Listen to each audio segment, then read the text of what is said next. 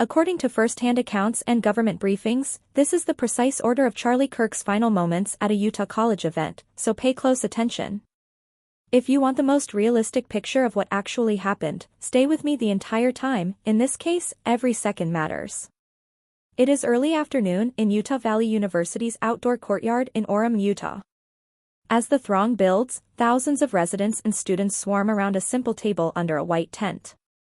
Charlie is open to questions, encourages discourse, and maintains the flow of the conversation throughout this visit as part of a university tour. The atmosphere is tense, boisterous, and curious all at once.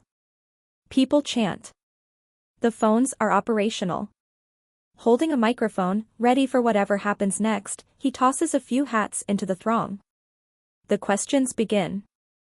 Students make up this audience, and they are straightforward, intimate, and astute. They don't hold back. Particularly noteworthy is a query about gun violence and mass shootings in the U.S. Charlie leans in and answers in his concise, cutting style. He pushes back, asks for information, and asks if we are counting certain violations. There is a lot of back and forth. The crowd leans in. Everything is altered after that.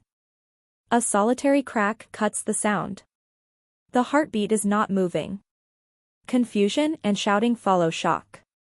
Security and bystanders pull Charlie from the chair.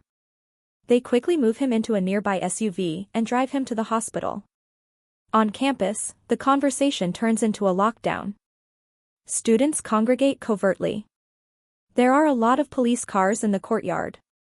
The helicopters are in midair. Officers dispersed across the neighborhood and rooftops in an attempt to locate the source of that single shot. Investigators claim that the bullet was fired from a nearby roof. The black-clad gunman sprang from the top of the building and vanished into the streets. Agencies share photos and ask for advice in a matter of hours. By the next morning, authorities discovered what they believe to be a powerful bolt-action rifle in a wooded location off campus, and they are gathering prints and other evidence. We search the whole state. Families, students, and workers are waiting for answers while regional officials call for peace and condemn the violence.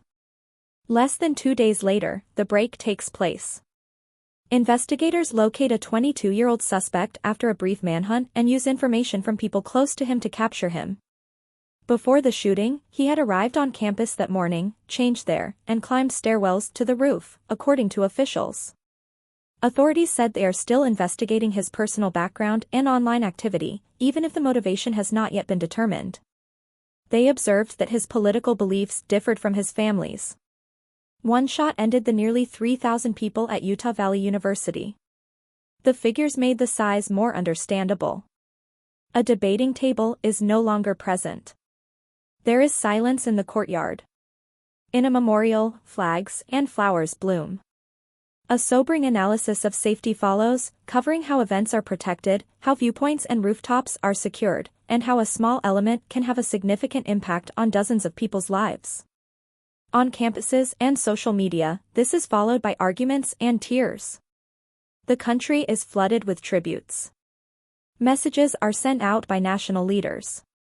Charlie was a husband and father who loved to fight and lived on the road, according to friends, and they are organizing a large funeral. Despite the tour's cancellation, the problems it brought up are still unresolved.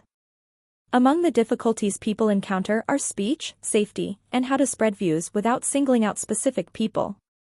A public memorial service is scheduled for September 21st. You should watch the full film because we'll keep it straightforward, polite, and factual.